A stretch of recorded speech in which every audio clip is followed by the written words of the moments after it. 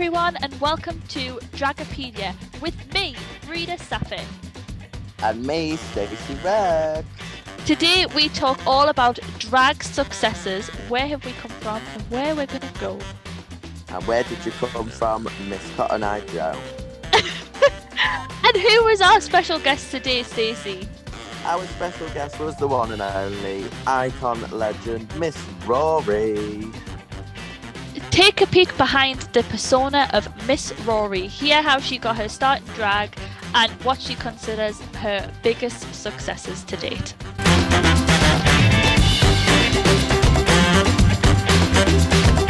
How has your life been, Stacey? My life has been a roller coaster, and that has only just been in the last year. My life has been a roller coaster. Life is a highway.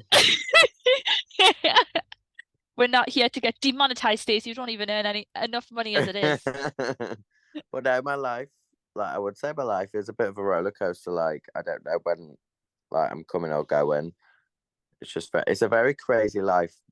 I lead. I don't know about you, Miss Frida, but I lead a very hectic, crazy life. I've got a lot of things coming up that I'm very excited for.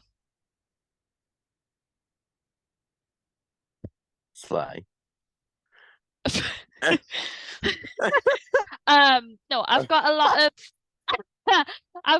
of things in my life that I'm very excited for, and I've got a lot of things that I'm doing this weekend that I'm really excited for. But also undrag related, just I'm in a very good place and there's just a lot of good things happening for me. I can feel that my hex has been lifted from whoever casted it all that time ago. So that's lovely. Thank you so much for putting an expiration date on that. And yeah, I don't know, when you just sort of sit there and go, God, everything's just going into place. Obviously not the everything's pieces perfect. of the jigsaw are slotting in. Not everything's perfect, but everything is great. So I'm not complaining, really. It's going well. Yeah, it is going well. And Drag Castle's going well, which is a good thing. Going from strength to strength. Because obviously you do loads of cool things, like you do main stage pride and you go, oh well, that's it, that's me done now, Drag Castle's dead now, and then you do the stand and you go, no, now it's dead, now Drag Castle's dead. It's constantly we're never outdoing gonna itself. But exactly, I feel very lucky to be in a position where people are still interested, which is nice. But that's the thing, there's always going to be one person that's going to be interested in you. There's always going to be someone new. There's always new people that get born every day. So that's new audiences and new money in your pocket. Inspirational. There's always somebody born every day. God, I'm getting that on a merch. Coming to dragcastles.store next week. Get wrecked. I said get wrecked. What we got coming up, Frida?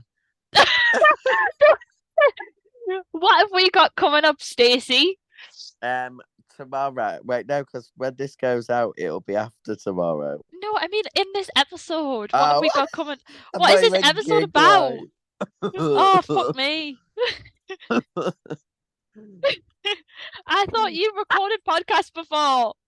I have. It's just been so long. Jesus Christ. It's too early in the morning, but we're filming with a guest who doesn't like to stay up past 9 o'clock. Right. Cut. Start again. No, I'm leaving all this in.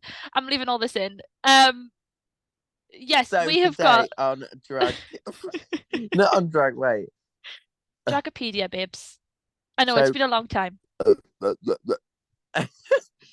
So today on Dragopedia, we have got a wonderful, exciting guest coming up who I'm very excited about having on the podcast today. And we will be talking about the amazing topic that is drag successes.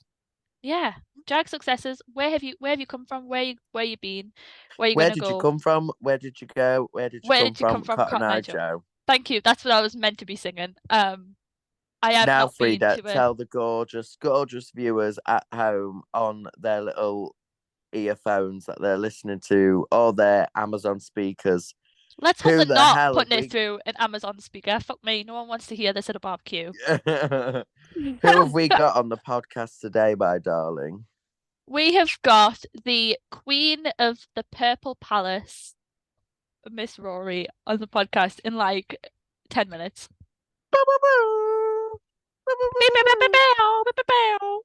Production Um, value. if I had virtual DJ up right now, I'd be pressing that button so hard. Shots. Yeah.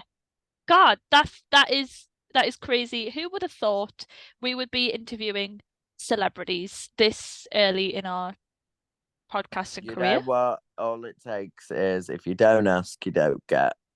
And Exactly.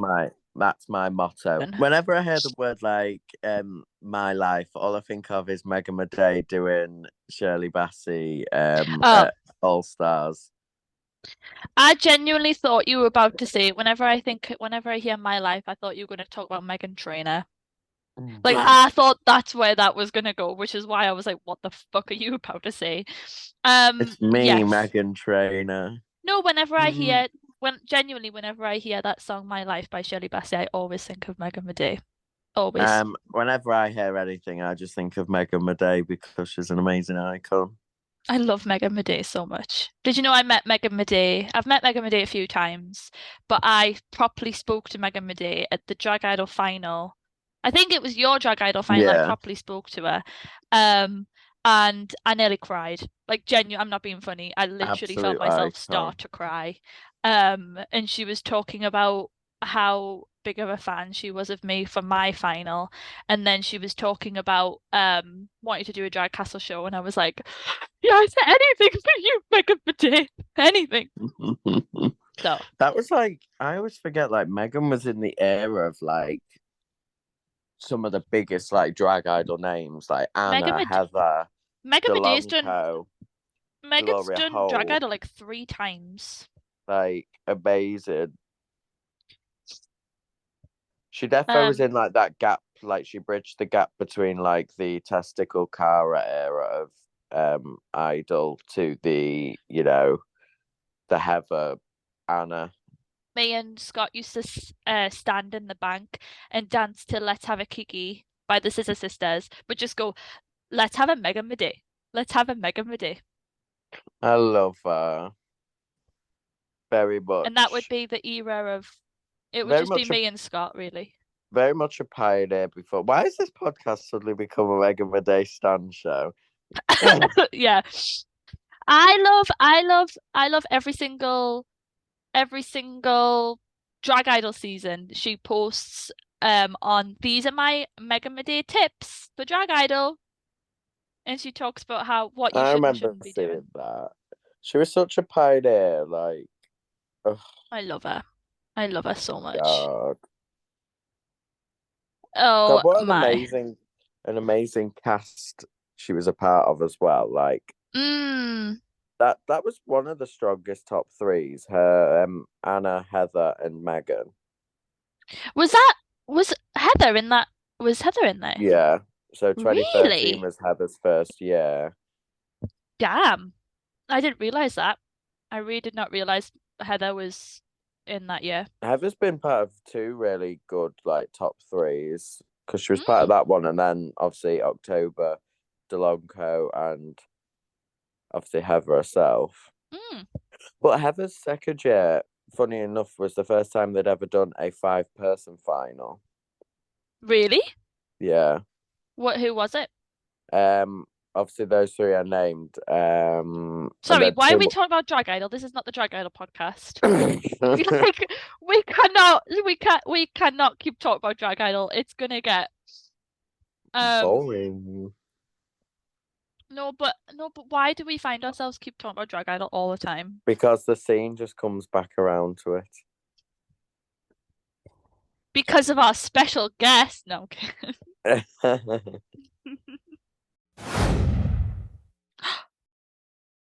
Hello? Hello. Right. Hello. Oh my Hello? goodness. Oh my gosh. Hi. Oh my God, there's Hello. an icon on the screen. Hello. Hello. Don't you both look wonderful today? Well,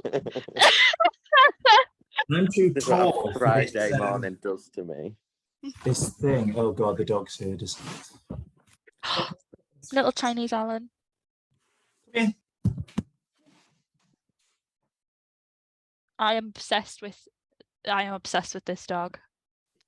I am though. Oh my goodness. Oh my God. Oh my Alan. God. He's not one for looking at the camera, mind. I don't know. That's okay. That's okay. I understand you're shy. It's all right. I think one day you need to bring Alan into Boulevard and just have like Alan on top of the DJ podium. You would, you know, I've thought about this, but he gets a bit pissy after a while. Well, literally, but he gets a bit like, God, I just can't be bothered with this, and then sulks himself off and off. So, but he's heard talking there, so he wants to know what's going on. You should do for the next Boulevard Panto, you should do Wizard of Oz and have Alan as Toto. I don't know that we could afford it. That's the thing. It's like, has he got the rider? Yeah, of course. We when we found out from your dad because we were talking to your dad at the Land of Hope and not Land of Hope and Rory, your latest one, Winging It at the Time Theatre. Yeah. We were talking to your dad and he told us that you moved to Lowfell, and I was like, oh, she's round the corner from me, because we live in Windy Nook. Oh, Windy Nook. Uh-huh. My auntie lives in I don't know whether it is classed as Windy Nook, where the Fiddlers is. Okay, yeah. Yes. Uh-huh. She's just over from there, that little estate, my Auntie Margaret. Oh, nice. So I know the and area. I'm sat here like I don't know where any of these areas are. I just know the scene and my house. in the one route in between. And the corner shop. And the shop, yeah. Well, Lowfell is just like where you live, but very middle class. But with running water. Yes, and indoor electrics and double glazing. Yes. Just because we have a well in our garden, leave me alone. There's nothing wrong with that. It's vintage. It's character. You could, yeah, I was going to say it's character building, isn't it? Going down to the well each morning, like it's retro, like Cinderella. No white with a fucking bird on your finger and all this. I bet you've had a few birds on your fingers, haven't you, Frida? Way!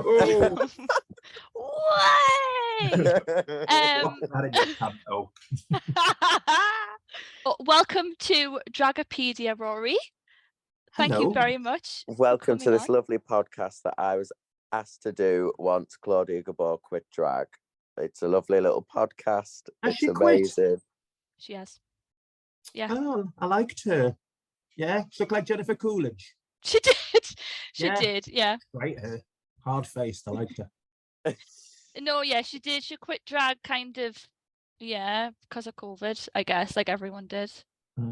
It either made or broke you, to be honest. So yeah, COVID finished and she was like, "F off." Doesn't she work for ITV now? What? I swear I heard she's got a job at ITV, like in the makeup department. Okay. I don't know. I thought I'd heard this, but obviously not. Well, you're gonna have to fact check this. You're gonna have to get it fact checked, Frida. I'll get her on the phone. Yeah. But yeah, thank you very much for joining us today, Rory. I really appreciate it. And thank you for taking some time out in your very busy schedule to come and talk to us clowns. Clams? Clowns. Oh, clowns. No, clowns are funny. Thank you very much. Oh, well. We are very big fans of you, and you probably are very well aware, and you have a lot of fans everywhere, to be honest. How did you I guess we'll start at the very, very beginning, because basically this podcast is kind of like talking about drag successes, talking about where have you come from, where you're going to go, where you're going to come from, Cotton Eye Joe. So kind of what was your sort of start in drag, and how did you kind of start it and move it up, I guess? Yeah. God, well, I think the first time that I ever appeared on stage in drag would have been around about, I can't remember if it was 1997 or 1998. I think it was 1998, in a school production, middle school production. So I was like 98, I would have been 13. So it would have been 97, actually, I was 12. Nice. A school production of Blast Off. Now, you've probably not Nice. heard of Blast Off. It was a musical especially written for schools about going into space. I don't know what it was about, to be honest with you. But it was about like these school kids going into space, like on a school trip, and something to do with their teachers or something. Anyway, I played a cleaner, right, called Gladys or Mavis or Doris. There was three. I can't remember which I played anyway. But I played a cleaner, and I was in drag, and there was three of us, and I just kind of like took over. And I remember standing on stage, doing the bits of this shtick and whatever, and everybody laughed and thought, "Oh my god, this is great." And I think I used to like making people laugh. So that was probably the first time. And then, you know, from 12 or 13 or whatever to like 17, 18, nothing more. But then I think I went to like a sixth form. Did you have like a sixth form fancy dress party? And I went in drag. The pictures of which surfaced the other day from my friends from school. And I was like, oh my God, that's amazing. What a state. Like, shit. You got to think back then, right? There was no, well, drag wasn't very mainstream, really. Of course, it was with Lily on the telly and all that kind of thing. Yeah. But your kind of day-to-day drag wasn't really that mainstream, not like it is now, you know? So there was no sort of recourse to get anything. You'd have to go to Magic Box and get like a Smithy's wig and charity shops and all this kind of business. Didn't know anything about makeup, and so, and then it went from there. And then when I was maybe I would have been 18, I started working on the bar in the bank. Now, the bank was a very different sort of animal back then to what it is now. Greta Lamore was the manager, and it was like a proper old man's camp pub, the bank back then. It was very special. And I worked on the bar. Anyway, Greta put us in drag, and it kind of all went from there. Did a show, and the show would consist of basically whatever Greta wanted to put in. It's like the old proper old school stuff, and the miming and all that business. And I was never really very good at it. The miming, I'm still not. And the concepts and the ideas. While you'll hear at Drag Idol, I'm always like, wow, I'm like fascinated by the mime, especially you two, who I am a massive fan of, by the way. Thank you. You're welcome. Thank you. Not you, Stacey. I would always, I always say, my God, how does your mind work to put all this together and like to create this sort of mini sort of 4-minute production? Like, my mind does not work like that. Anyway, carried on with all that business. And I think once somebody had cancelled at the Yard. Now, back then they used to do cabaret in the Yard on a Sunday night and a Monday night, right? And it would be at like 10 p.m. because the pubs, of course, would close at 11. Oh, God. Okay. Yeah. I mean, I'm making this sound like it's absolute ancient history, but it probably is ancient history for you. It's not so much for me or people of my generation or older. But yeah, the cabaret had gone at about 10 o'clock, Sunday and Monday. And somebody had cancelled anyway on this Sunday night. So Greta phones us and said, would I do it? There was obviously, retrospectively, there was obviously nobody else that could have done this. And Adrian, God rest his soul, probably wanted to save a bit of money. So she asked me, and I think it was like 30 quid or something like that. And, I did a show, absolutely terrible, shite. But after the first number, I got the microphone and I spoke for a little while and people laughed. And I thought, oh, okay, maybe this is a thing.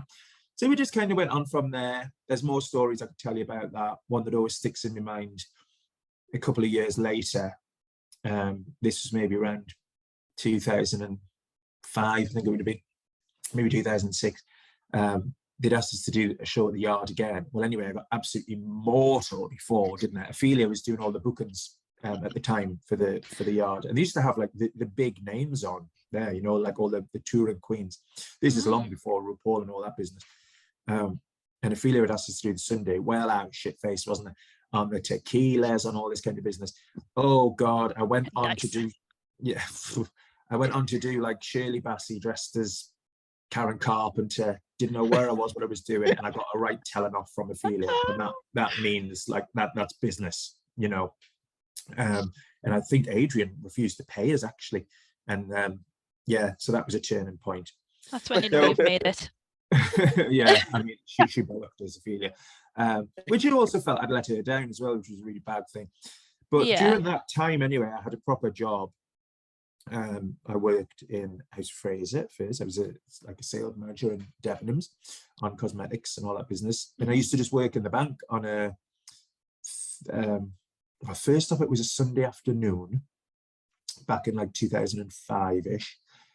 Sunday afternoon before Vicky Paris, she'd be on Sunday night, and then I think I got the Friday night, then eventually I got the Saturday night, and there wasn't really much drag going on at the time, you know. I was pretty much the youngest sort of one. Miss Lucy came a little bit after me, Lucy from Easy Street, not Lucifer. She came a little bit after me. Lucifer came well after. Oh, Lucifer, she's right cow, I love her. I like the Miss Lucy too. So so that was sort of like working with Copenhagen and all that business. And then that sort of so I had a normal job anyway. I never thought I would do this as a full-time thing. I just like worked one night a week and whatever.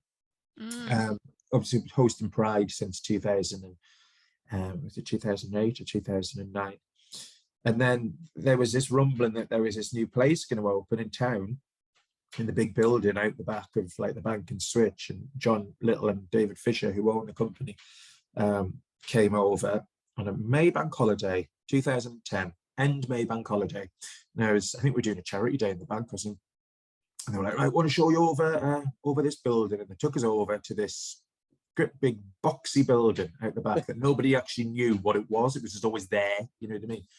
And just existed. Yeah, it was just there, you know. It was a part of the landscape. They took me inside and said, right, well, this is going to be the place was like a warehouse. It's all like sort of walkways and all this kind of stuff around. And they said, all right, well, this is going to be the stage here. This is going to be a VIP area up here. There's going to be seats here, and there's going to be standing area here, very much like Funny Girls in Blackpool. Betty Likes Diamonds coming up. He was a massive, massive fan of Betty. I was still am. And this is going to be like where you're going to stand up here, and this is going to be the such and such. And I said, what? I said, oh yeah, we want you to come over and do like the DJ Zoe part. Funny's here, and I was like, what the fuck? Really? Are you kidding me?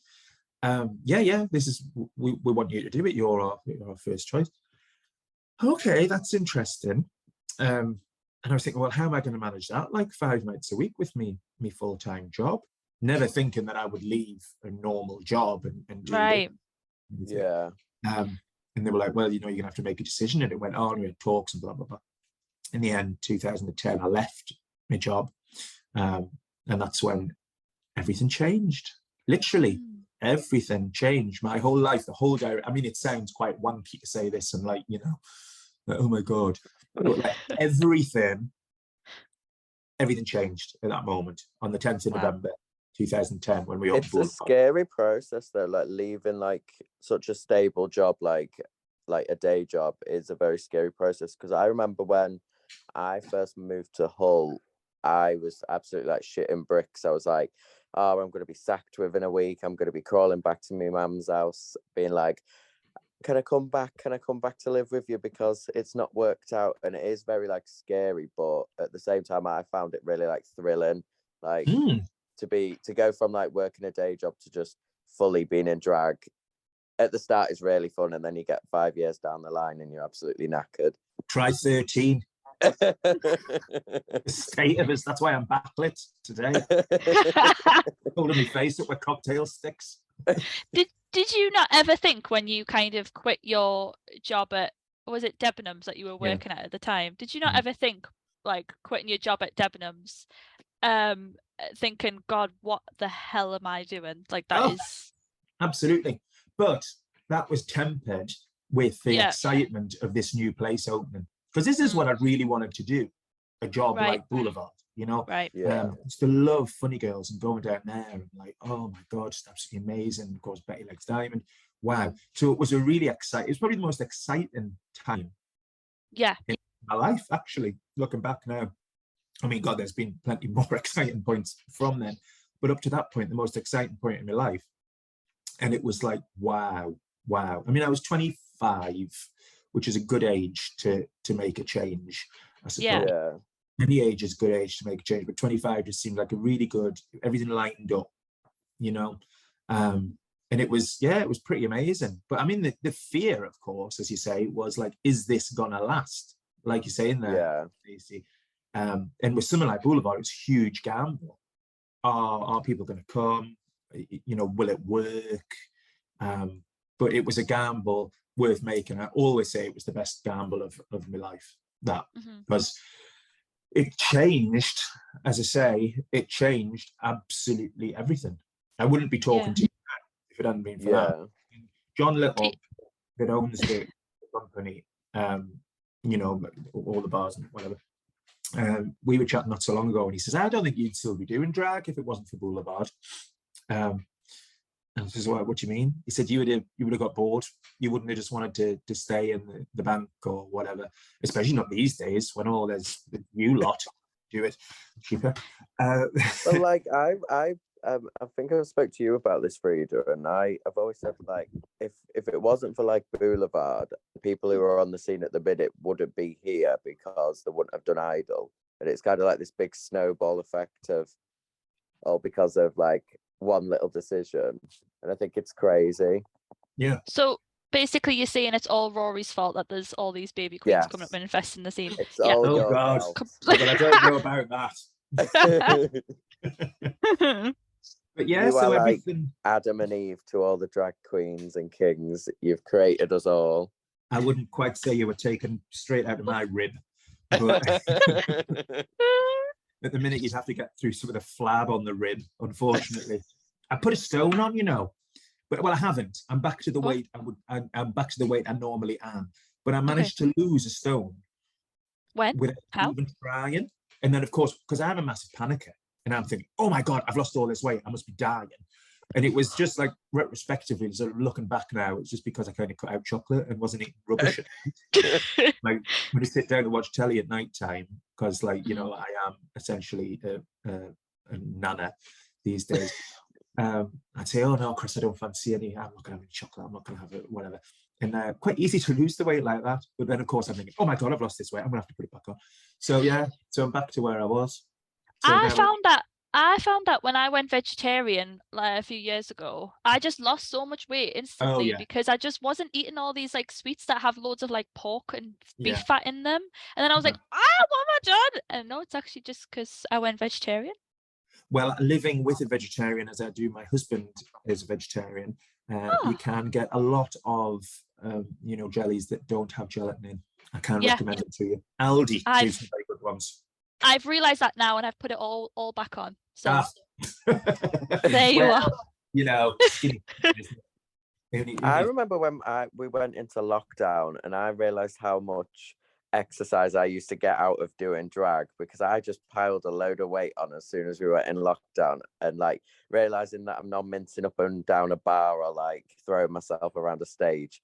Like it does actually burn a lot of calories, and I'm very grateful for that. Just to keep me out of buying a gym membership. Yeah, keep the weight off. That's why I walk so much now, because like Chris, my husband, he's out for a run at the minute. Actually, he runs and he's always in the garage doing his exercising and his kettlebells and all this business. And you know, I just go to the garage at the bottom of the street for Twixes. And at least it's some exercise, though.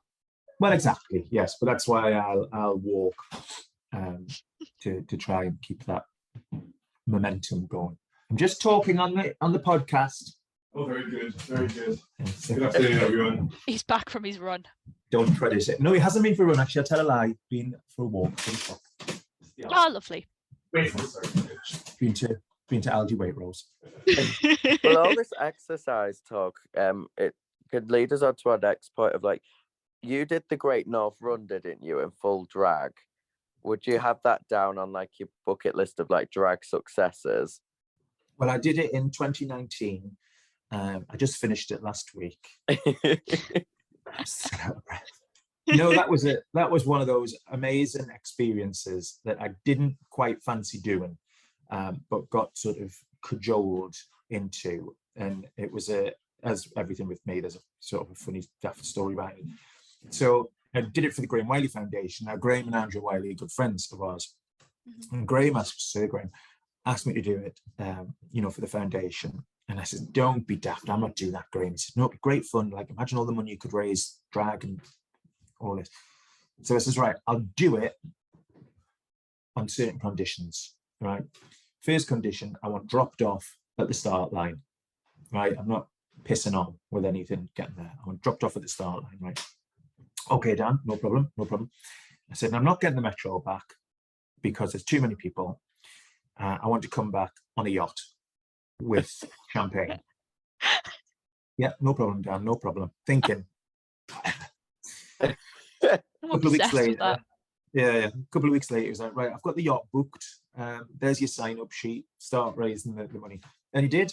And it was such an amazing experience, because I ran on the quote-unquote celebrity start line. I mean, much like a Pride event, my name was the only name I recognised on the poster.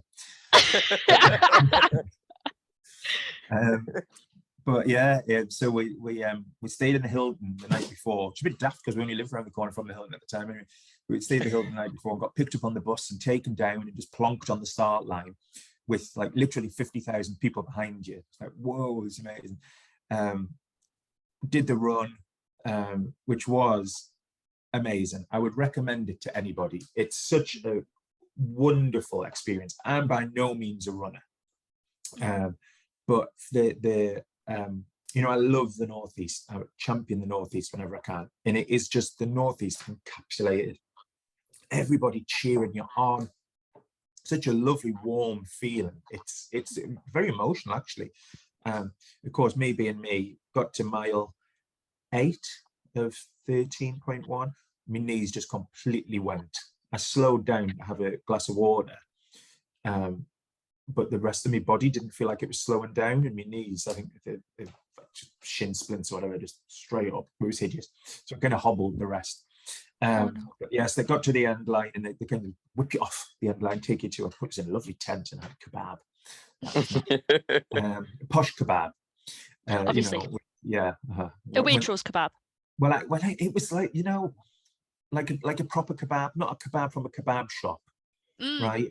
This is, it was a bit, I just wanted a kebab from a kebab shop, but never mind. It was not a kebab Rory had after getting pissed at the yard. No, it wasn't that type of kebab. So yeah, and then came, we had to walk down to the port and got the yacht back. So yeah, that's an absolute bucket list thing. But just even to do it was, absolutely amazing. And he said, will you do it in drag? I said, well, I'm not going to do it with my heels on. So I had my proper running shoes on for my dodgy feet. But that was a real iconic moment, I would say. I love that. Not necessarily one I would recreate. It's been done. But it was great fun. So that was, when was that? September 2019. And then in September 2020, not September 2020, February 2020, just before the world went mad, I got to do the other thing that I really, really wanted to do when I was asked to do Sunday for Sammy at the arena. Sunday for Sammy, they call it the Geordie Royal Variety Performance. When they asked us to do that, I was like, whoa, really? So I was part of the Slack Lasses, not Loose Women, Slack Lasses. Charlie Hardwick, Angela Lonsdale, Denise Welsh and me did a great sort of sketch on that. And that was amazing. Oh, nice. In the arena twice. A matinee and an evening, sold out arena. That was really, with all of the cream of Northeast talent, the Frida and Pet lads, and oh god, that was amazing. Nice. Joe, absolutely wonderful that was. Ivy's manager, where she works, is actually from Off With His Pet.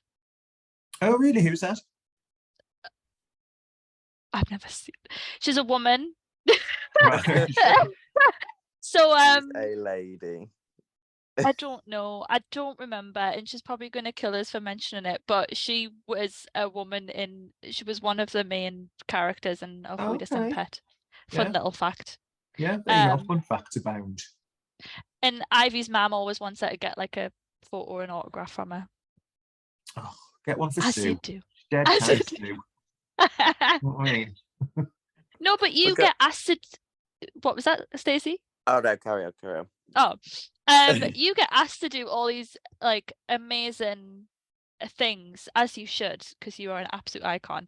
And you sort of have like fan bases all over the country. Like, I mean, whenever Scottish queens come up to watch Drag Idol in February, they're always absolutely obsessed with you. Is there any point where you kind of get some sort of, I guess, like imposter syndrome almost, and it's like, why is this why is this happening to me? Oh, Is this time. Constantly. Mhm. You know, like, it wasn't very long ago that I was walking around Newcastle Airport dressed as a bloody trolley jolly for the day, on and off planes, and filming, you know, the video that we did for the beginning of the Yeah. Bringing It show. Yes. And that was one of those points when I had like a load of airport security around us, taking us, you know, in full drag around the airport, and as I say, down the runway and onto planes. And I was turning to you know, Jamie, my producer, and I was like, how on earth, what are we doing? What is this? And it's amazing. You know, it's really brilliant. I'm very thankful for it. A couple of weeks ago, the Metro stuff, you know, never did I think I'd be being filmed on the Metro in full drag in the middle of the day, and then in Metro Control and all that. I didn't even know there was a Metro Control. I thought they did it from their iPads or something. Yeah, so all the time, even with the Panto stuff, like, what? Like, come on, it's the bloody Empire, man. What's going on here? Yeah. I used to go there as a child to watch pantomimes, and now it's me, you know, eternally second on the bill, unfortunately. I remember when it was one of like the first big gigs I'd done in like with my drag. And I always say it took like my persona to the next level. I remember when I got to work with Netflix after we finished all the filming, I just sat in a dressing room and cried, because I was just like, this doesn't happen to people like me. Like, I was just sat there like fully like having loads of imposter syndrome, like, oh my god, why is this happening to me? Like, I don't deserve it. Like, am I dreaming?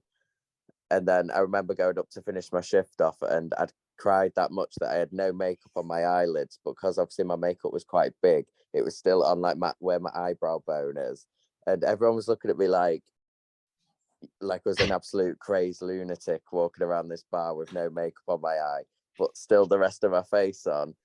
And I remember Heather just looking at me going, you need to get a grip, girl, you do. And I was just like, I can't. And then burst out crying again in the DJ box. And then I go to Starbucks the day after a show, and people will say that they love my show the night before, and I go, oh my god, I've made it. So that's the biggest achievement I've had. Yeah, I suppose you've got to be a bit of a people pleaser, haven't you?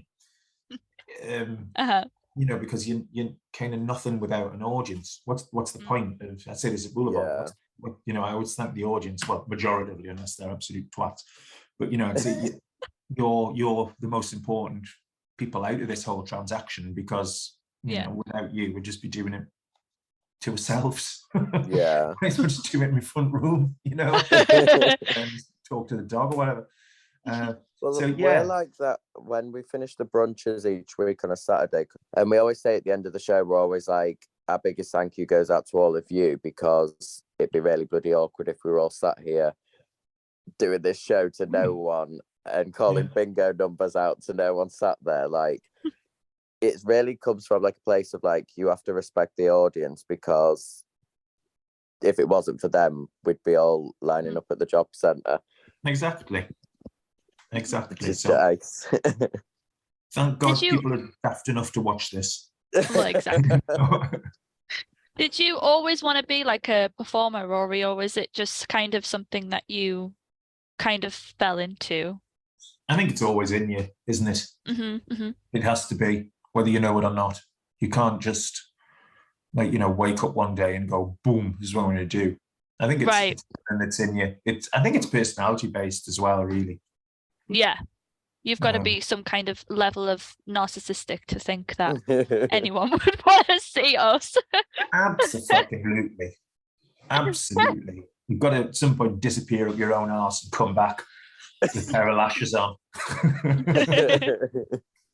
Love me. But on like the complete opposite spectrum of imposter syndrome, though, is there ever kind of a moment where you kind of go, yeah, I fully deserve that standing ovation at the Time Theatre?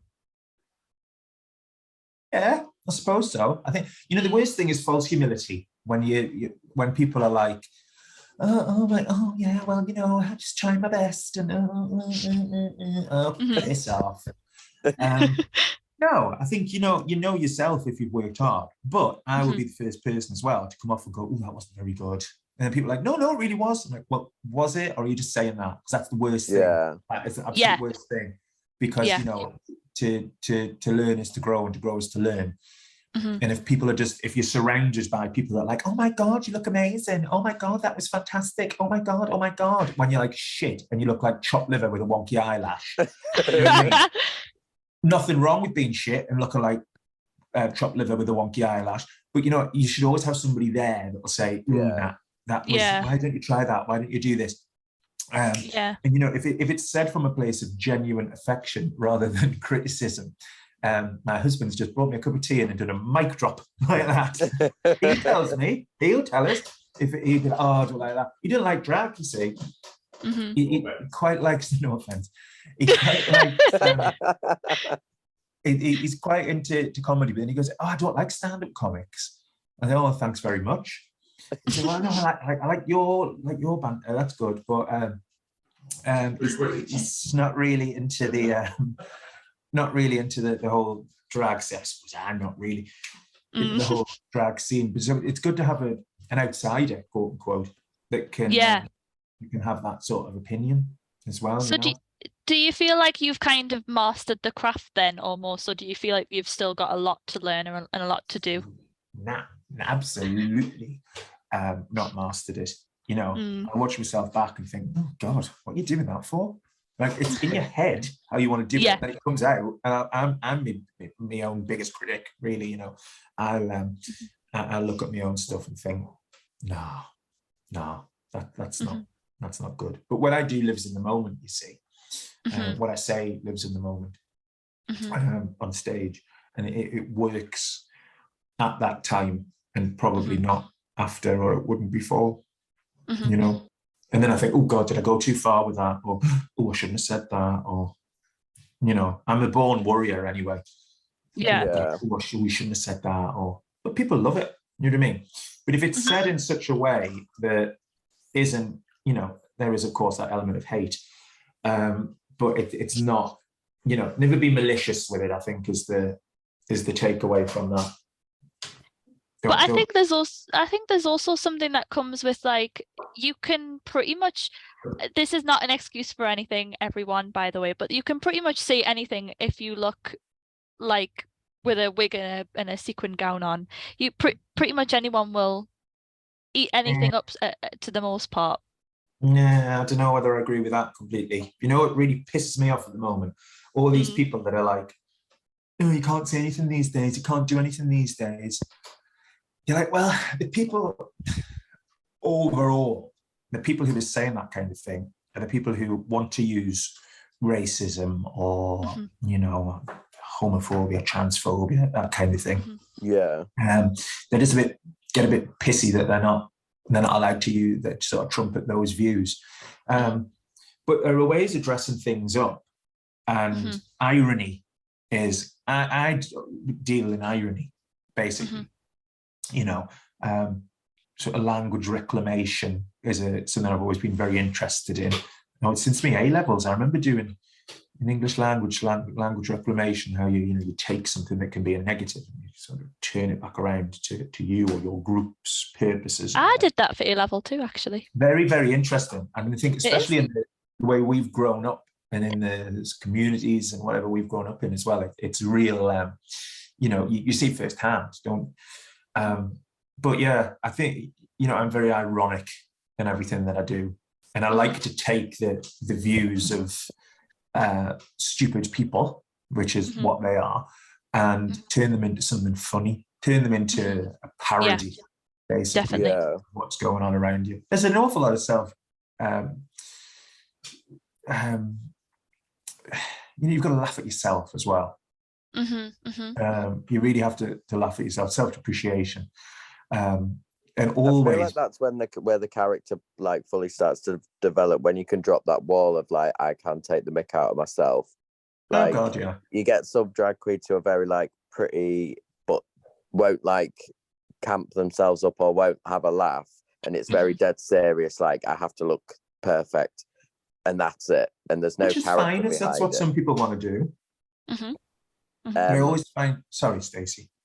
But like, it's. What do you find like that thing of being able to take the mick out of yourself? I feel like that's when like the gloves come off and the real fun in drag begins for me personally. Like, I remember for years I was very much like, got to be like very good looking, got to be like, the best, but I would never like take the mick out of myself.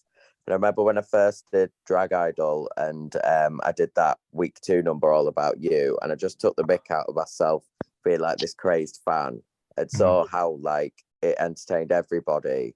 Like, for me, it was a bit like is it endorphins in your head when you get excited and you crave that again, like you crave the feeling of being appreciated and laughed at, but like laughed along with. That makes sense. They're laughing at what you've created. Yeah. They're laughing at your product. Yeah. They're not laughing at you, going, "Oh my God, like you're a bit of a dick" and whatever. It's not that. But especially that number will always stay with me. It was just the most hilarious thing I think I've ever seen. And you were right up there in my face, and I could see in your eyes that you were like you were bought into that. But you see how much fun you were having at the same time. It was just absolutely outrageous. And again, it's thinking outside the box, isn't it? It's like it's taking an idea and absolutely running with it and creating something, and therefore create a character through that. And wow, that to me is like, it's great admiration from that. It's interesting that you get like really amazed by people who kind of come up in Drag Idol and create all these amazing concepts and mixes and production, when basically you're doing the exact same thing but just with words. You know what I mean? Yeah, but there's a great physicality involved in the stuff that you do, isn't there? I'm not a very physical person, and then I just kind of stand there, and it's all in the face, basically. It's all sort of from chin to whatever moves on my brow, which is, but it's constant editing. The way you edit numbers together and put all this, I think if you do what I do, it's constantly editing in your head. Yeah. What I'm going to say next. How am I going to move this along? And I was going to say before, with an audience, there's no point in going out and just being an absolute bastard. There really isn't. If you go out with negativity, energy is a real thing. If you go out with negativity, like you just can't be arsed. Yeah. Then the audience feed off that. You've got to catch your audience straight away. Yeah. And of course, I mean, my whole character is very sort of negative and can't be asked, and just angry, really. But you've got to do it in such a way that it's presented with a general air of warmth. Yeah. With the sort of the irony and everything that's involved in it. But you should never really put an audience down too much. It's psychology behind it, I've always thought, is that you in the end of it, you always end on a level pegging. Yeah. Do something and then set yourself back, and then set them forward, and then set you forward, like a horse race. So you end on a level peg, unless of course someone's been an absolute twat, and then you've just got to clean them, basically. Well, of course, yeah. Yeah, That which is doesn't really happen fascinating. as much as you want. But people want to be, people will send messages at Boulevard and be like, "Oh my God, we like absolutely roast my friend." And I think, well, don't say that. Don't push your friend under a bus. I'll go for you instead. Yeah. Don't like it now, do you? But sometimes I'll get messages for like gigs and stuff, and they'll go, we love drag, we love going to Boulevard. Can you do like what Miss Rory does and just roast us for the entire gig?" And I'm like, that's not me. If you want that, go get Miss Rory, because that's just not. No But offense, I can't. if they were willing to pay you, they wouldn't be willing to pay me. That's the thing. The only reason I'm in this now, it's the only reason I'm still doing it, the cold hard cash. You know what I mean? The cash. Well, that's why we all get up in the morning, really. Yes. And why some of us get into bed. But going back to the successes, I'd have to say, like, from like a third party like watching your career, I'd have to say, like, from my perception, your one woman show that you do at the Time Theatre every year has got to be up there on like the top 10 successes of your career. And like, how did that all come about as like a thing? 2016. So my friend Jamie is a producer. He's got a really quite successful dance school. And Jamie said, right, let's do a show at the Time Theatre. Jamie's spotted some amazing musicals and stuff. So yeah, I want to do like a one-woman show with you at the Time Theatre. I said, be daft, man. I'm not going to do that. People would absolutely love it. So I sort of said, yeah, whatever. Yeah, let's do it. Thinking it would maybe like sell out a little bit of the stalls, and it would just be like me in a star cloth and a microphone and all that. Sell out half the stalls and it'd be all right. So anyway, then it went on sale and it like practically sold out within 2 days. Like stalls, the Grand Circle, the Upper Circle, the gallery. Oh my God. And Jamie being Jamie, it's go big or go home with him. So I had this full like sort of production set and fucking videos and all, like, wow, it was amazing. And it was absolutely fantastic. And it's an experience that'll always stay with us. And then we just did them, from them, came up with different concepts. And I always say with those shows, I do the small part. I just go out there and stand on stage and talk shit.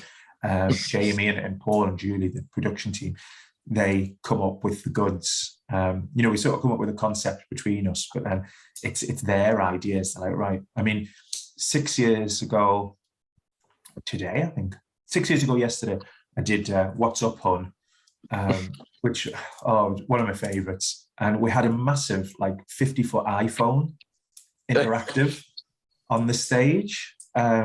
Which, oh God, unreal, unbelievable. Last year's, I loved the Land of Hope and Rory one.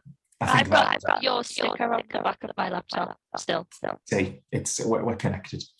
That one was just such a sort of a well-timed thing with the Jubilee and everything. And I'm a massive sort of monarchist and royalist. And it's with Jamie. I'll say to him, he'll say, right, what do you fancy doing? What would you like? And last year I went, right, let's do like a royal themed thing. That'd be great. I said I would like corgis. We'll do a video at the beginning, and like the Queen's entrance to the Olympics in 2012. Yeah. I said we'll do something like that. So I want corgis for that. I never thinking he gets corgis. And I want to finish with a sing-along in the style of Last Night at the Proms. So I want a military marching band and a balloon drop with like 1,000 balloons. Thinking he'd just go, sorry, I can't do that, Dan, whatever. Anyway, fortnight later, go to a meeting, Jamie's out, right, I've sorted these corgis out. What the fuck? How the fuck? What the fuck? And are you free next Tuesday? Because I want to take you to see this military band, the Durham Light Fusiliers or whatever they are. I want to take you to see them, to see if they're what you want. What? So, you know, that all came off, and that was just the most fun. It Is really. is there any point where you go, how far can I push this? Like, how far can I sit? Like, how long of a list can I give to the point where he goes, no.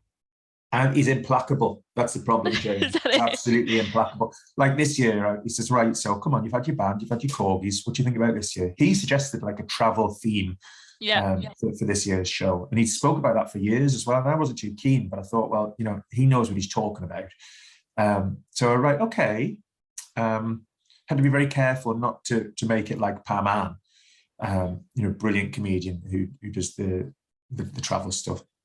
I said, but I would like I'd like access to the airport for the video, right? Like all area access to the airport and an aeroplane, please. Thinking, I've got you this time, haven't I? I've got you this time. Anyway, a couple of days later, he's like, right, make sure you're free on Monday because we'll go to the airport. I don't know what for. He says, just to meet the marketing team because they're all massively on board with your ideas. Oh my God. What? and that's where that came from. But they're great. They're like a highlight of the year. Those shows. There's so much, just it's absolute fun to do, you know. And it, again, not sounding like, you know, it's sort of false humility or whatever, but to think that all those people come. Like my sister-in-law was beating them all, obviously. But like at the last one, she texted me just before and she's like, I'm just sat in the auditorium. I'm like, what the fuck? All these people are here to see you. I'm like, yup. Do you know what that's about? Do you know what all that's about? Must be nothing on the telly this week. But yeah, it's great fun, and it just gets like-minded people in the same place at the same time to laugh at the same thing. And you know, it's the best medicine at the minute, laughter, when everything's going wrong around you. Yeah. As it increasingly is. But good news that they haven't passed that Rwanda bill. That's great news, isn't it? Yes. Well done, everyone. Yeah. Amen. Amen. And apparently Rishi's going to sack Sue Ellen. Oh, well, not another sack, Kim. That's a long time bloody coming. No. There was at one point where we had like 5 prime ministers within 2 months, and every single other performance that I did was basically about the next prime minister that we had and how much of an absolute fuckwit they are. So it was when we had a prime minister every other 2 weeks, and every other performance I did was kind of about the new prime minister and how much of an absolute arsehole they are. And it got to the point where I was like, I'm exhausted talking about them. Like, I'm exhausted starting and ending every single performance that I do, which, by the way, everyone's always on board with anyway. Like, being like, this is a performance about how much of a shambles our country is in at the moment. And my favourite one was when you forgot your Boris Johnson puppet and showed up and just asked the stand if they had a mop. That was like right at the end, and you just did the whole number with this mop in your hand. No, I cannot take credit for that actually, because I showed up to the stand and I was like, oh my God, I forgot my puppet. You know, the puppet that I had for Idol final. I was like, I forgot my puppet, and the sound technician was like, we've got a mop. I was like, you know what? Sure, bring it with me. And so I just stood on stage. It was like dust was flying everywhere, and I was like, so this is who you think it is. I bet they all got it as well though, didn't they? They loved it. They absolutely loved it. But is it hard? Sorry, say that again, Stacey. I was going to lead it to the next question with like all this crap that's going on with the government and stuff, and all like the LGBT community, like the rights being, well, them trying to like remove rights and stuff. Like, do you ever notice, Rory, with like the things that you do, like with working with the metro and working with the airport, like it is like breaking down those like boundaries of, you know, making it the mainstream and like the norm, if you get me? Like, you're working with a very like public sector and you're still showing, I'm me and you could deal with it. And I'm on the metro and you're going to listen to my voice. Yeah. Like, you know, with the with all of this stuff, and it goes on social media because that's what they want it for. Yeah. The comments are particularly, you know, harrowing, especially on the metro one. And you just think, oh God, have you got nothing better to complain about than this? Like the best one was because the Metro put like, Miss Rory and then she this, she that, she the other. And then people sort of commenting, she, that's a he. I'm like, no shit, Sherlock. Clearly is just a man dressed up to look like a woman. Don't call her she. Well, yeah, but I'm playing the character. This is that. But then you can't, it's very hard to get things through to people because stupid is as stupid does. So you just think, oh, piss off. Really? You know what I mean? And what I'm going to do is, with that money, I'm gonna go on a nice holiday and wish you were there with me. Because because it's just a bit of a cunt, really. And then you look at their profiles and you're like, oh God, no, you've got kids. Oh no, no. What's happening? But the world is changing. And, I like to see the positives. I think if we hang around too long on what's going wrong, it's very easy to get dragged down by it like a riptide. You've got to look on what's going right, and that society is moving very much.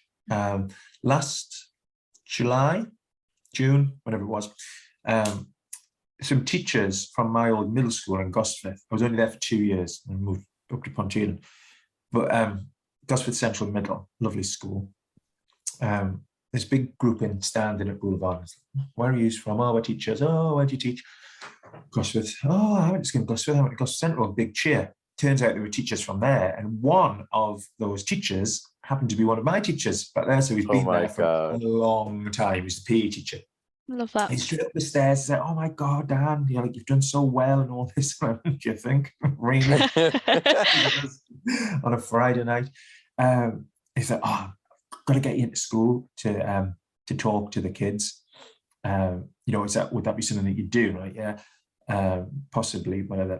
So anyway, got an email from one of the pastoral heads last year asking us to go in because they had a Pride week in the school. The head teacher, she's gay. Some of the staff are gay, and the rest are like massive allies. I thought, my God, Section 28 was going on when we were at school. Not that I ever remember anything about it. I don't think there was anything, perhaps controversially. I don't think it was carried out in any of my school, and because it was just like, be who you want. I was very lucky in that. I know other people.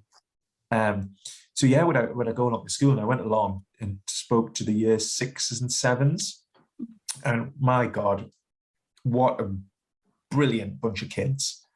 I started with, who put your hand up if you are different, and then none of them kind of put their hands up. And then I said, now really think about it. Look to the person next to you. Are you different to that person? And then the hands started going up. And that was the whole thing. Like, we're all different, but, we can all share the same good values. And it was very powerful, really. And the kids all asked us questions. Most of whom were like, who's the most famous person you've met? Jane McDonald. Yeah, well, Jane. I was hoping they were going to ask the deeper questions, and they did in the end, And there was like sort of year 7s and all that and year 6s who were completely attuned to what was going on. And that's great that a school can do that, and I think that's what you've got to focus on. I looked around and I thought, this is the next generation. Yeah. That are being taught well, that their educators are really doing a great job here, and they're very, very open-minded. And I thought, thank God for that. So when you look at these idiots on social media, you think, well, you're not everyone. Yeah. And there's always going to be people like that. Because unfortunately, we're never going to live in a utopia where everybody agrees. That's why we have more than 2 political parties. So, you're not going to change the world overnight, but it's the slow drip, drip, drip, drip, drip. Yeah. Natural selection as well. Do you ever feel like when you go on stage at maybe not Boulevard, but well, maybe Boulevard, but maybe do you ever feel like you kind of have sort of a, I don't know, like a not responsibility, but I guess a responsibility almost to kind of help change the world or help change anyone's minds that are sitting in that audience and sort of agree with those comments on the Metro. Yeah. Thing is, though, if they're sat in Boulevard, they're most likely not going to be the kind of people who are thinking, oh my God, like, you know, I'm an absolute bigot or whatever. Yeah. You know, Yeah. I'm so bigoted, I'm going to give them £35 of my money. You know, so it is quite easy to be buffeted in one area. It's a bit like social media, really. You know, when I look down my Facebook, everybody seems to be of the same mind politically and socially as I am, because we surround ourselves with like-minded people for the most of the time, don't we? And that can be the same in you know, the spaces in which we perform. But then some of the corporate stuff that I do, you get like, you know, massive mixes of opinion. A lot of Tories, because I've got the money. But you know, there's gentle ways of doing things. There's three lads come into Boulevard actually, and they're all Tory councillor. Okay, they're all Tory councillors, and you know, I rip the backs out of them. They're local councillors, so they're not putting bills through or anything like that. Right. Live comfortably and their bins are emptied. You know what I mean? But you know, they're still Tories. But you've got to be respectful of other people's views. That's the whole point. And that's the whole argument at the minute, isn't it? That, like, you know, all this snowflake carry on. Oh my God. And it's always the people who say call you a snowflake. They're the biggest babies of them all. Because they refuse to be open-minded about things. You know, I can understand people's views on stuff. I can understand people's views on immigration. I don't agree with their views on immigration.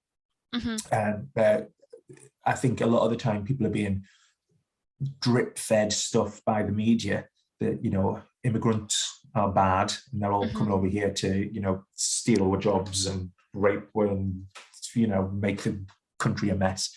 They're not. But I can understand how people are influenced in such a way. I think it also comes with a lack of education and also kind of pointing the blame at the wrong person. Well, you know? So it's kind of the government are sort of, oh my God, not to get political, but whatever, who cares? We're here. It's the government are sort of feeding things to people and saying, this is the reason why your bills are going up. This is the reason why there's long waiting lists at the NHS. And they're taking it and going, yes, that's right, because they're the higher people. They know what's going on. When really it's completely the other way around. They're the reason why, and they're just trying to shift the blame. And it's sort of trying to find one easy group to target and make everyone turn against them. Don't fear the immigrant, fear the people who are telling you to fear the immigrant. Exactly. I feel anyway, this isn't about immigration, it's about me. Shut up, Stacey. Ask me. But kind of, like, you said something right at the start where you said that you went to prom in drag, is that right? Well, I did, but I didn't mention that. Yeah, well, it was a sixth form party.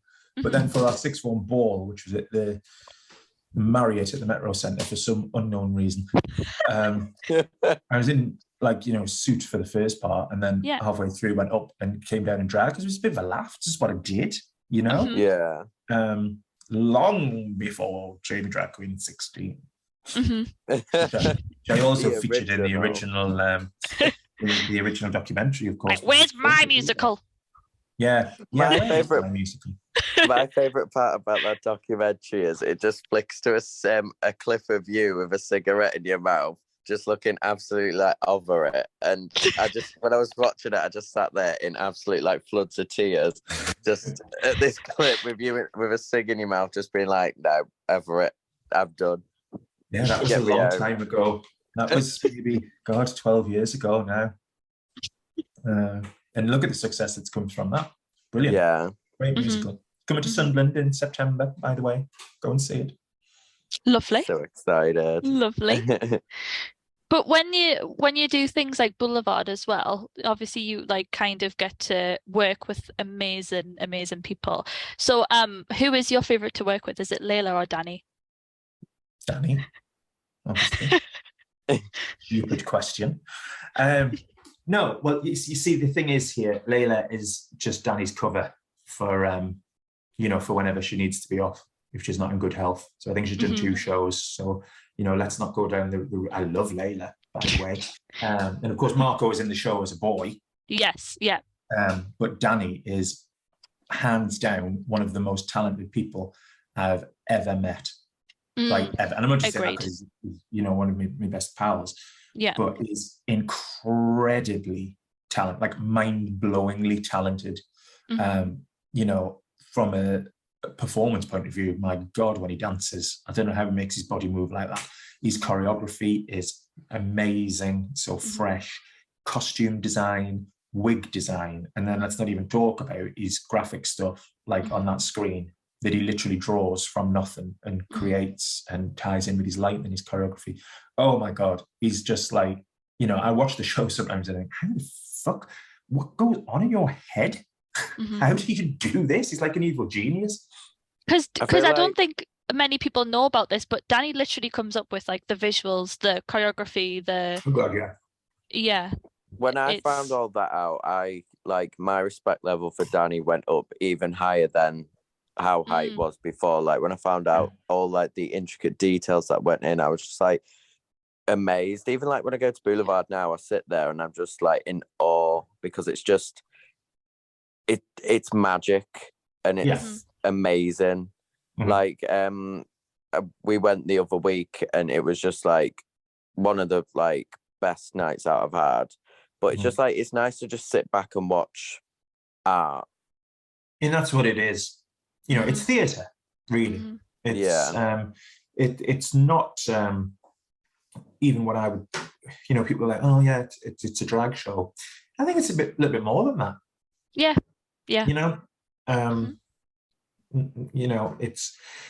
It's just the best. I love it. And 13 years, I'm still there, and I'm not going anywhere. Much to the chagrin of plastic, but unfortunately. What is your favourite Danny D number? Sorry. What is my favourite Danny D number? Miss Rorina. Rorina.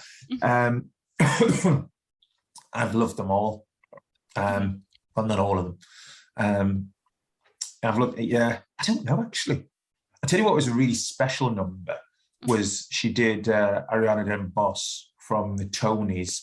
I was about to say, round of applause. That was a very, very special number. I watched that from the expensive seats at Boulevard at the Drag Idol final, because that was the only ones that were free at the time. And I watched that and I remember just jumping out of my seat and I was about to jump off the balcony because I was that happy about what I'd just seen.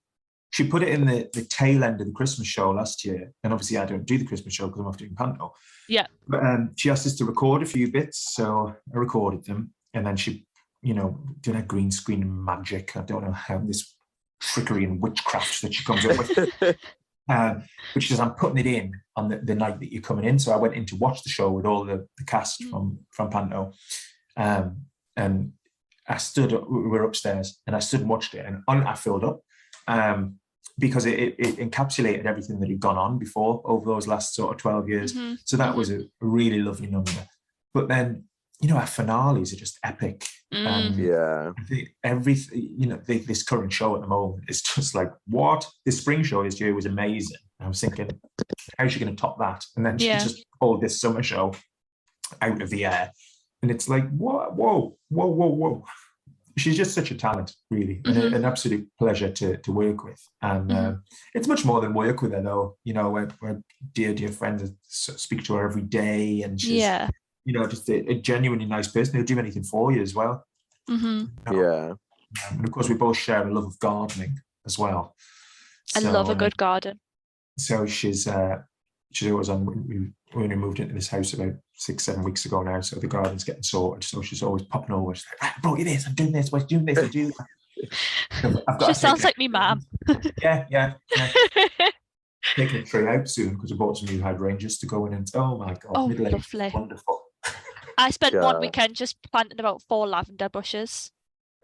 Well, they're gonna go boosh, you see. As you do, yeah. Because I think we've got a bee's nest underneath one of our sheds. Careful now. I know.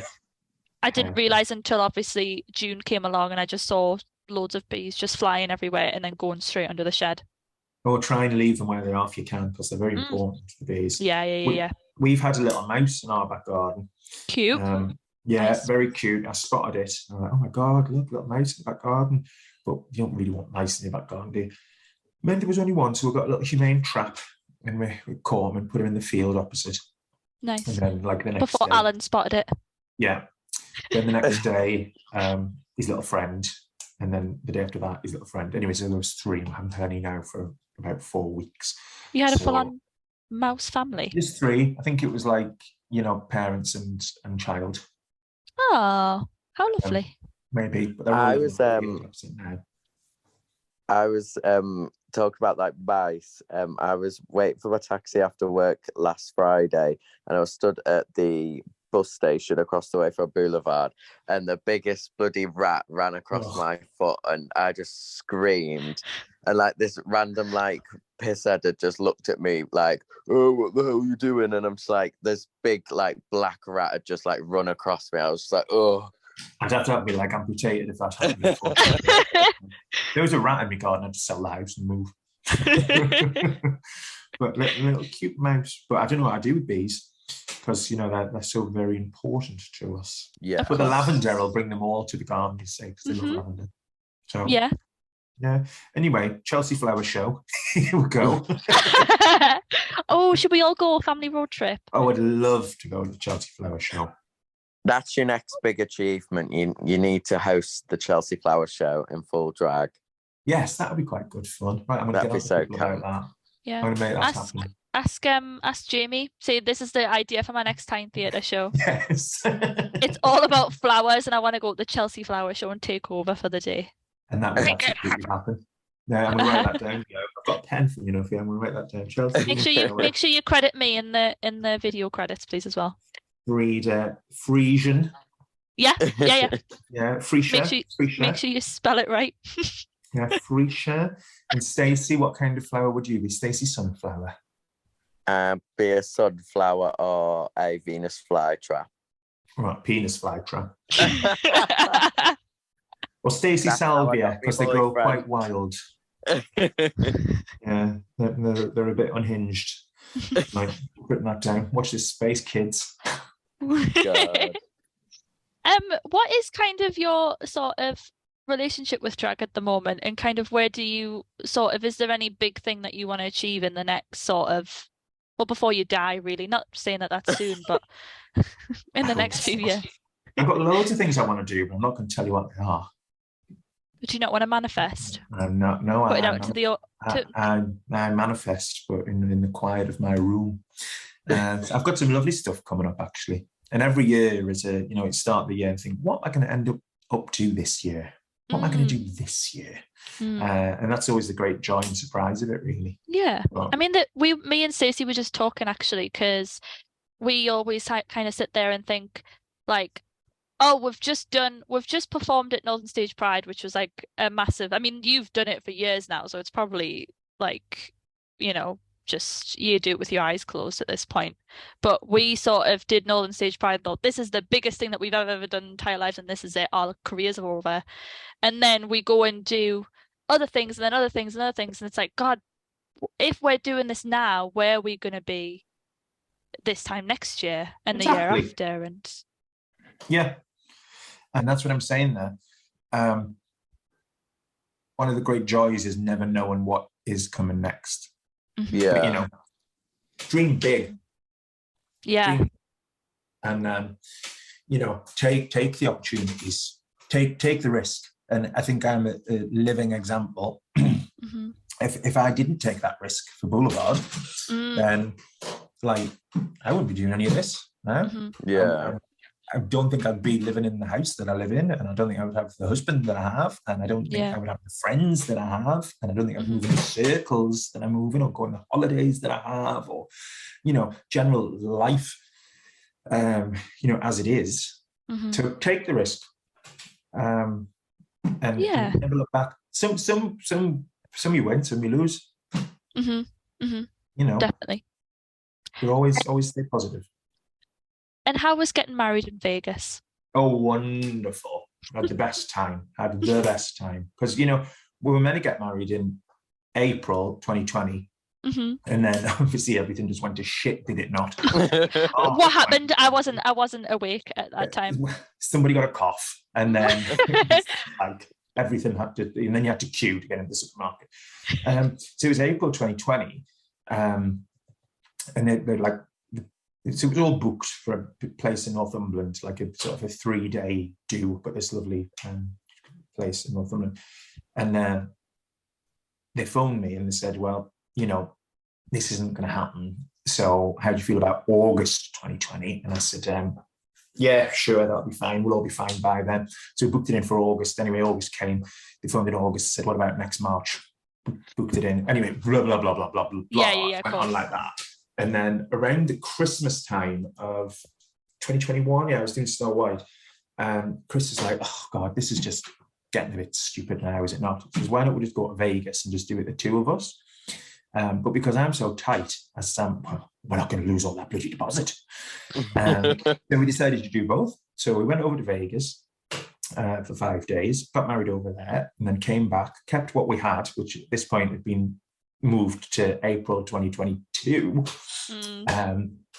Kept what we had there, but just took out the wedding ceremony. So we just had like a massive, massive party over a couple of days. Nice. People staying and people coming up and all that business. But Vegas is just the best place in the world. It's amazing. Nice. Thank you very, very much for offering a very insightful, inspirational insight into your career and your successes. It's been an absolute honor to talk to you today. Well, we've scratched the surface. Oh, we could literally talk for like hours and hours and hours. But what we do kind of at the end of every Dragopedia episode is we sort of talk about kind of drag trends and drag things that you love and hate. So is there a drag trend that you're absolutely in love with at the moment? I don't have a great interest in drag per se. I don't go and watch a lot of drag. Which is not to say that I don't like it. It's just that I know what you mean. There's something I don't do. Time constraints and whatever else. So I think I get all of my sort of drag injection, as it were, between February and the middle of March each year in Drag Idol, which I think is why I'm even more wide-eyed when it comes on, because I'm like, whoa. Yeah. So I don't pay a lot of attention to what's going on around us. I just get on with what I'm doing. Well, you know? what about in Drag Idol? Was there something that really stood out recently in this year's Drag Idol that you were kind of like, oh my God, I need to see more of this? I think just the sheer ingenuity of it all, really. Yeah. And I think what I like most is the differing of styles within a genre. Yeah. You know, I do like the old school stuff, probably because that's just what I kind of grew up with, I suppose. But I like the way that the old school can be woven in with the newer stuff. I quite like how political drag can be, and, you know, especially yourself, Frida. But then I like, say, with Stacey, the way she brings in like an old school element, but adds like a bit of a mad edge to it as well. Unhinged. Yeah, unhinged. Yeah, I think that would be the word I'd use to describe it. The ingenuity of everything, I love to see. And how much people enjoy doing it as well, you know, because they're not necessarily doing it for the money or to make a living or whatever. They're doing it because they enjoy creating something for other people to enjoy. And I think that's really good. And that's a great thing to share that gift. We always say that Drag Idol is sort of, around Drag Idol time, it's always a family reunion. Like, you see people that you haven't seen in years just sort of pop up, and you're like, oh, look, it's so-and-so. It's like the one time that everyone really comes together, which is quite nice. Yeah, and it's the only time I really see anyone, because, you know, I never go out. Very, very rarely, maybe like once a year. So it is lovely to see everyone, to see how well everyone's doing. And it's like, it's one of these things, it's say when you meet up with old friends, it doesn't matter how long you've been apart, You just sort of fall back into it, really, which is always very nice. I mean, it's the only time of the year I see Penny. And, Yeah. you know, I look forward to it for that. I always say that the final of Drag Idol is like Newcastle's own little Met Gala, because everyone shows up in like drag in their best little outfit. Yeah. And it is like a school reunion. It's like I remember this year's final, we like seeing people from my year, even though it was only like a year ago. Like, I'd not seen some of them properly in like a good year. It was just nice to catch up and see what everyone's doing. And is there a drag artist that you are absolutely loving at the moment as well? I know you said that you don't really like kind of watch drag, but is there anyone that you've kind of either grown up with or someone that you're working with at the moment that you're just kind of, I don't know, your favorite drag artist at the moment? Well, I only work with Danny, really. So it would have to be her, doesn't it, in terms of anyone that I work with? You know, I love Bianca. I just adore Bianca. Myra Dubois is an absolute genius. She's coming to the stand. Is she really? Yes, we're all going to go see her. I love Myra. When is that? In October, I think. October, September time. Right. Because go back to what you said about like in specific kind of drag and like that sort of stuff. Like, I'm very picky in what I'll go and watch. Like, I'm very the same. Like, I'm supportive of every single drag, but I know in my head I want to go sit and watch someone that is the kind of style of drag that I adore, if you get me. Like, I've got time for like every single, like anyone who does drag, I've got time for, but I've got my like little niche kind of like drag I like to sit and watch, and it is like your live comic drag, because it's the stuff that makes you laugh, and there's nothing like better than just sitting there and absolutely wetting yourself. I would completely agree, and I would nail my colours to that mast. You know, of course, Vivian is a dear friend of mine and has been for many, many years, long before Drag Idol. Adore Viv, she's fabulous. And I tell you what, one to watch in Newcastle at the moment is Plastic. Yeah. Because, you know, they're doing a great job. Plastic covers me when I'm not at Boulevard. And then just announced their one woman show. Where they came up with that idea from. Mini me, you know, but much more. We always used to take the piss and say that Plastic was just mini Rory, but she's really not. She's very, very funny. I went in to watch the Boulevard show over Christmas, and Plastic was hosting in my stead, and I've never seen anyone look so nervous. Do you know I was in? But my God, she did a brilliant job. Yeah. I just did a drag brunch with it was a Spice Girls one, and she was dressed as Victoria Beckham, and just stood there and did stand up, and it was like I've never had the chance to stand and watch them like one-on-one doing stand up, and it was really good, and I was like trying not to wet myself with laughter in front of all these like people, but it was just so like funny. Yeah, a real talent. She's also one of the ones you can definitely rely on as well. Like, I remember we did the stand and we had loads of time to fill up at, like, because of timings had shifted and stuff. So I had loads of time to fill up and I didn't really know what to do. And I just went, Classic, just go out and just talk for like 10 minutes and then we'll come back. And then she just went away and talked for about half an hour. So yeah, she's brilliant. But there's so much talent, especially in Newcastle. And there's so much sort of differing talent underneath the umbrella, you know, so many different gifts people have that they use and use very well. Yes. So there's always a drag artist on the scene for any kind of like crowd, if you get me. Like, everyone's got somebody that represents their niche of drag that they like. Yeah, which is brilliant. That's what I've always championed Newcastle for, because obviously you go to different cities and every city's got their own style, but Newcastle seems to be one of the only cities where you can literally find anything and you will be entertained by anything wherever you go. You could go to one bar and go, this isn't for me, and then you go down the road and you go, actually this is more for me. Whereas if you go to any other city, I don't know, if you go to any other city, it's kind of it sort of starts to blend in within itself, but I feel like Newcastle, everyone's sort of their own entity, if that makes sense. Yeah. Which is great. It's a real melting pot. Yeah. So big up Newcastle. Of course. Well, thank you very, very much, Rory, for joining us today. I really, really appreciate it. I cannot sing your praises enough. Thank you for saying yes to coming on. It's all right. It's a quiet afternoon. So where can people find you, Rory? Where are you going to be next? Is there anything you can tell us about? Well, of course, Boulevard, Newcastle.